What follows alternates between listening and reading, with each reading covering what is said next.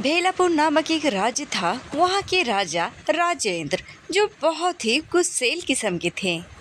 उनमें बुद्धि बहुत कम थी। एक दिन राज्य में आनंद नाम का एक ब्राह्मण उन्हें पौराणिक कथाएं सुना रहे थे। स्वर्ग नरक की बातें उन्हें समझा रहे थे। तो राजा के मन में अचानक ये सवाल पैदा होता है और वो उनसे सवाल करने लगते हैं। आप जो कह रहे हैं मुझे संदेह हो रहा है। हम धरती और आकाश तो देख सकते हैं, लेकिन धरती पे इतने जीव पलते हैं, वो सब स्वर्ग और नरक कैसे जाए? हमने तो कभी देखा नहीं, फिर हम इन बातों पे विश्वास कैसे कर ले? महाराज, आपके प्रश्नों के उत्तर देने के लिए मुझे बहुत सारी पुस्तकें पढ़नी होंगी। कृपया मुझे थोड़ा समय दे, मैं आपका जवाब दे दूंगा। ठीक है पंडित जी, जल्दी करें, मैं आपका इंतजार करूंगा। मुझे इन प्रश्नों का हल जल्द से जल्द चाहिए। शुक्रिया महाराज, मैं आपके प्रश्नों का उत्तर जल्द से जल्द दूंगा। आनंद वहाँ से निकल गया। वो कह तो दिया, पर वो बहुत चिंतित था कि वो महाराज को कैसे इन प्रश्नों का हल बताएंगे। अगली सुबह होते ही मंत्री जी, मैंने ब्राह्मण आनंद से प्रश्न पूछा था, वो कहाँ है? उन्हें उत्तर देना है, बुलाइए उन्हें। क्षमा करें महाराज, हम में से कोई नहीं जानता कि वो आनंद कहाँ है, बहुत दिनों से पता नहीं। अच्छा, तो ये बात है। मुझे लगता है वो मेरे प्रश्नों की वजह से भाग तो नहीं गए। आपने जो सवाल किया महाराज, वो इतना भी सरल नहीं था। मेरा एक काम करें आप। जो आज्ञा महाराज। ये संदेश पूरी प्रजा में फैला दो कि जो कोई भी मेरे प्रश्नों के उत्तर सही से देगा, उन्हें इनाम मिलेगा। संतोषकारक प्रश्न देने होंगे उन्हें। पूरे राज्य में इस बात की प्रचार हो गई, लेकिन राजा किसी के प्रश्नों से संतुष्ट बिल्कुल भी नहीं थे। आनंद जिसने महाराज को स्वर्ग नरक की बातें बताई, उनका सूर्य नाम का एक पुत्र था जो बिल्कुल ही कोई काम नहीं करता। माँ, अब तक बनाया नहीं, जल्दी करो, मुझे भूख लगी है। रुको रुको, मैं तुम्हारा ही काम कर रही हूँ बेटा, धीरज रखो। तुम तो कोई काम करते हो नहीं। अच्छा, तुमने राजा की समस्या के बारे में सुना है क्या? राजा की समस्या? मुझे तो लगा सारी समस्या हमारे ही पास आती है। राजा की कौन सी समस्या है माँ, तुम ही बताओ। तुम अपने पिता से पूछना, वही है इन समस्याओं के कारण।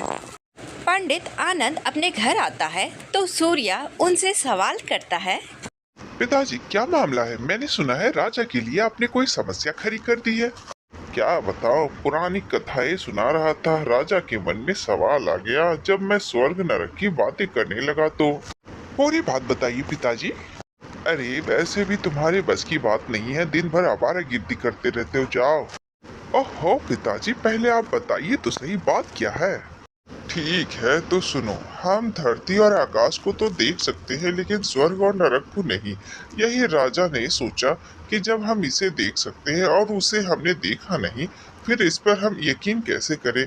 वो जानने के लिए जिज्ञासु हो उठे। अब मैं क्या करूं? सुनो सूर्या, तुम इस पे ज्यादा दिमाग मत लगाओ, आओ और मेरी मदद करो बस। ये कहकर उसकी माँ चक्की का पहिया निकालती है और आटे को निकालने लगती है। सूर्या ने उसे देखा कि कुछ चावल के दाने कुचले गए हैं, कुछ साबुत बचे हुए हैं। उसके मन में तुरंत विचार आया। माँ, मुझे उत्तर मिल गया है। मैं राजा की समस्या को हल कर दूंगा। मैं जाऊंगा और उसे उत्तर दे दूंगा। क्या कहा? तुम्हें उत्तर मिल गया? तुम पागल तो नहीं हो गए? मुझे नहीं मिला, तुम्हें कैसे मिल गया? तुम नहीं जानते कि राजा कितने गुस्सेल हैं। वो तुम्हें मार देंगे अगर उन्हें सही उत्तर नहीं मिला तो। पिताजी, आप चिंतित ना हो, मैं राजा को सही उत्तर दूंगा। आप चिंता न करें, मैं महल जा रहा हूँ और मुझे यकीन है मैं सही उत्तर दूंगा। सूर्या महल जाने के लिए निकल जाता है और वहाँ जाकर द्वारपालों से कहता है, मुझे राजा जी से मिलना है। राजा जी से मिलना है? क्या काम है? राजा जी से ऐसे कोई नहीं मिल सकता, समझे? जाओ। अरे मुझे उनके सवालों का जवाब देना है, तुम अंदर जाकर उन्हें बता दो। किसी ने महाराज के सवालों का सही जवाब नहीं दिया, तुम कौन सा दे दोगे? जाओ यहाँ से। अरे मैं वही ब्राह्मण आनंद का बेटा हूँ जिन्होंने सवाल किए थे। मुझे मंत्री जी से ही मिलवा दीजिए। ठीक है, इतना कहा तो जाओ, अब मिल लो मंत्री जी से। सूर्या मंत्री जी के पास जाता है और उनसे मिलता है। उनसे मिलने के बाद उन्हें सारी बातें बताता है कि वो कौन है और किसका बेटा है। ये सारी बातें जानने के बाद मंत्री जी कहते हैं, देखो, तुम राजा को मत बताना कि तुम ब्राह्मण आनंद के बेटे हो, नहीं तो राजा नाराज हो जाएंगे। वो बहुत दिन से नहीं आया था, तुम अपने प्रश्नों को उत्तर देना तब बताना। ठीक है, जैसा आप कहे। मंत्री ने राजा से कहवा के सूर्य को दरबार में बुलाया। राजा उनसे कहते हैं, क्या तुम मेरी समस्याओं को हल करोगी? पहले ये बताओ, क्या तुम्हारे पास उत्तर है मेरे इन प्रश्नों का? महाराज, मैं आपके प्रश्नों का उत्तर जरूर दूंगा, आप मुझ पे यकीन कर सकते हैं। तुम्हें देखकर तो मैंने कुछ और सोचा था, लेकिन तुम्हारे हौसले को देखकर मुझे अब यकीन है। ठीक है, तो बताओ। महाराज, आपने मुझ पे विश्वास किया उसके लिए धन्यवाद। मुझे एक चक्की और चावल चाहिए, उसी से मैं आपको इन प्रश्नों का उत्तर दूंगा। मंत्री जी, सुना ना आपने, ये क्या कह रहा है? इंतजाम कीजिए। जी महाराज, मैं भी करता हूँ।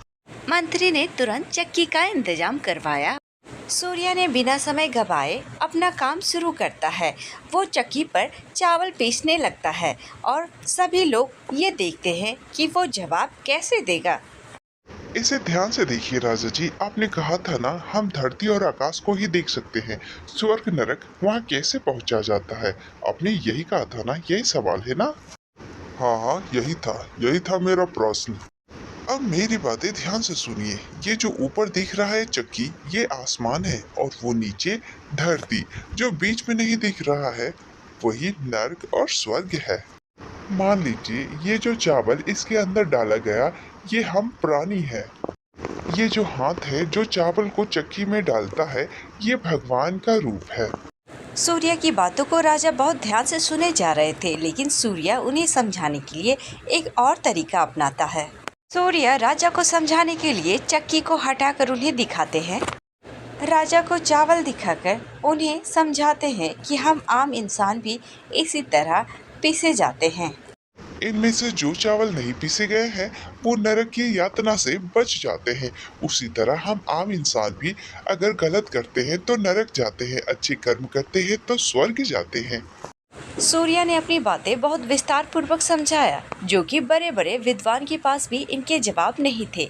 राजा ये सुनकर बहुत ही प्रसन्न हुए। बहुत खूब, बहुत खूब। मुझे यकीन नहीं है कि मैं आज बेहद ही खुश हूँ। मेरे प्रश्नों का सही उत्तर मिला है। तुम किसके बेटे हो? कहाँ से आए हो? तुम्हें देखकर मैं बेहद खुश हूँ। मेरा जवाब स्वीकार करने के लिए धन्यवाद महाराज। मैं वही पंडित आनंद का बेटा हूँ। बहुत खूब, बाप ने समस्या खड़ी की, बेटे ने हल कर दिया। इन्हें सम्मान से वाहन और गहने और सोने जेवरात दे और इन्हें विदा करें। राजा उसके प्रश्नों से बहुत ही प्रसन्न हुए और वो अपने पिता से भी ज्यादा बुद्धिमान निकला। अगर आप लोगों को ये कहानी बहुत अच्छी लगी तो लाइक, सब्सक्राइब और कमेंट करना ना भूलें। बताइए कि इस कहानी से आपने क्या सीखा।